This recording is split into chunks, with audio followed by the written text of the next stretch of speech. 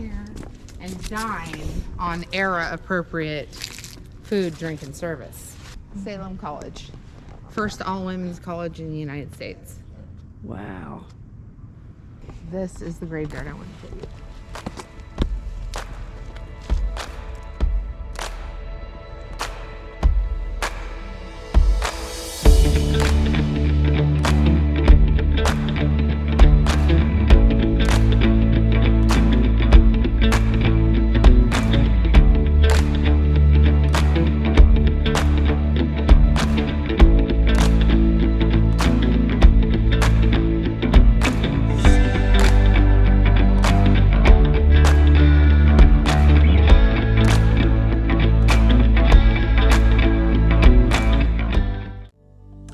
Do what I can to give you just enough information on this historic tour day for us that you might want to go and do your own research, because there's just far too much to see and talk about in Winston-Salem.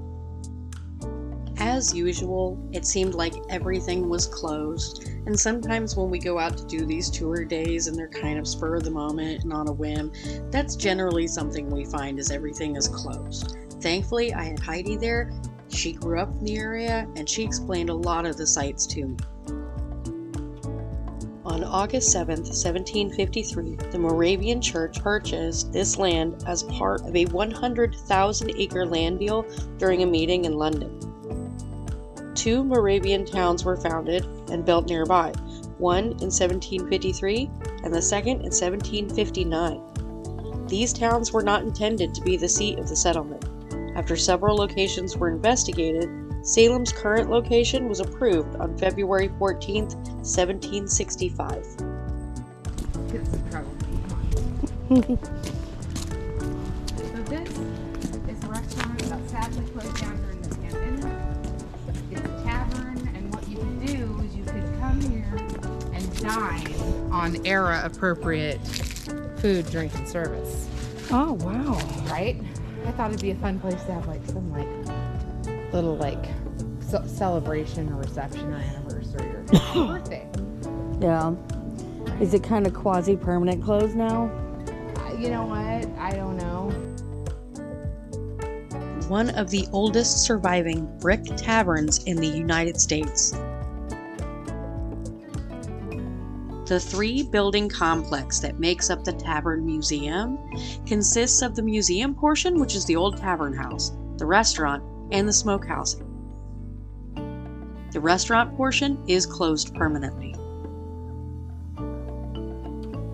In 1791, President George Washington used the lodging at Salem Tavern for a 2-night stay. He had come to Salem to see the water delivery system. Most of the major buildings in Old Salem had running water, thanks to a series of hollowed-out logs that brought water from a distant spring to the cisterns throughout the town. This building held the residence and the shop for the town printer.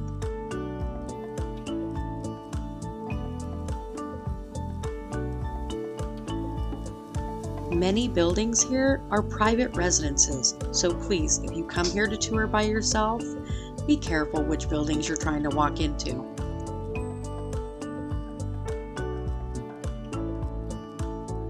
You're gonna want to read up on this guy. He was a gunsmith, silversmith, watchmaker, and a clockmaker. There's a lot of history on this guy. It's worth a read. Salem College. First all-women's college in the United States. Wow. I had heard a lot of great things about this gift shop, but sadly, it did appear to be closed while we were there. This was where they stayed. Like if you were traveling or if you were a young male and you were new to the town looking for work. Kind of like a hostel. What's cool is they do have these little scan me things and it'll tell you all the history of the house. She was right. Many of these buildings had QR codes out front so you could scan them and learn the history. Those QR codes make it really easy to take this tour by yourself. It's my favorite place here. Okay. The bakery where they fix traditional, like Moravian baked goods. Those unique colors. Yeah. Why is Very that such pretty. a happy and golden color scheme? This building held a large store as well as housing for the employees and their families. It later ran as a hotel and then a boarding house, and at one point even had a post office inside. It currently has 29 residential units of single bedroom and studio apartments. Our next stop was the Moravian graveyard. Here you are buried in the order in which you passed away, and moreover, men, women, and children are all separated. You're not buried with your family group here. This graveyard is massive and actually wraps around two other cemeteries. One is the secondary, or St. Philip's graveyard, and the other is the Salem Cemetery. I'm excited to say that we actually caught the church bells on this trip. I'm glad I was able to hear them.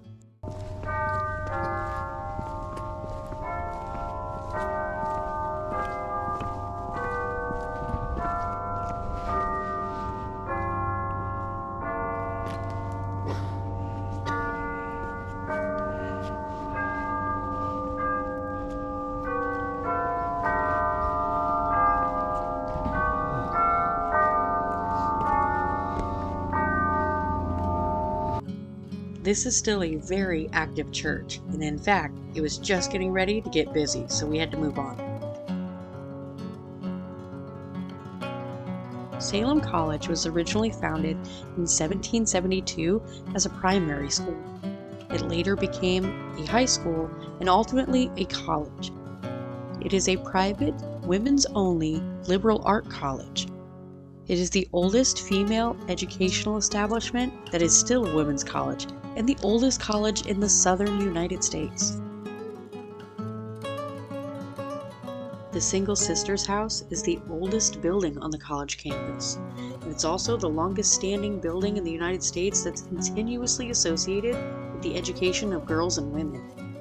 I truly would have loved to have stayed longer and toured the whole area, but it was actually starting to get dark.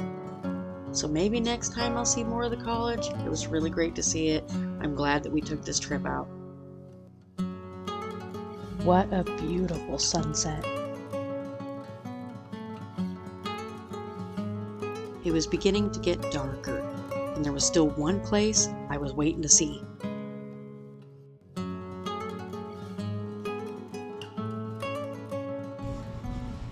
Okay, this is the graveyard I want to take you.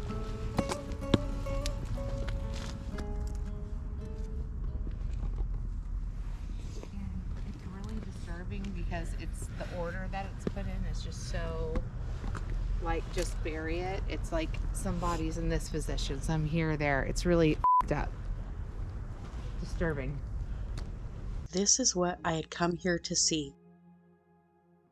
Organized in Salem in 1822, mostly among the enslaved population, St. Philip's is the African and African American Moravian congregation. Dude, and just to make it a little more disturbing, take a look at this spot. Up here. They're just children.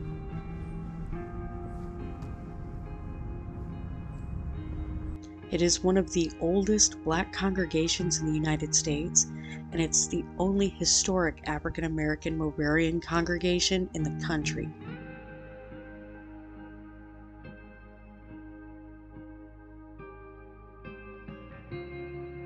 As heartbreaking as it was to be here and film this, I couldn't leave without the wall of names.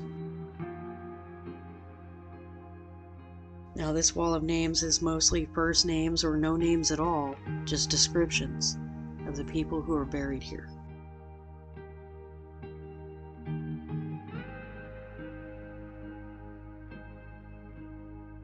I wish we could have stayed longer, but we had to get going.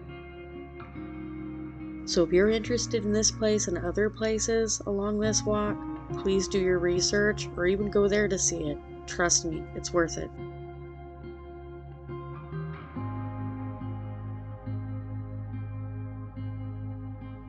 I had a lot of fun on this sightseeing day, and thank you again, Heidi, for taking me out. I had a great time. After this, we just went back to the house, lit a little bonfire, had a charcuterie board, and just enjoyed our afternoon and evening. Thank you guys for watching. It means a lot to me. I took some uncut footage and threw it at the end after the credits. Join us next time for the last couple of videos of our trip. Thank you again.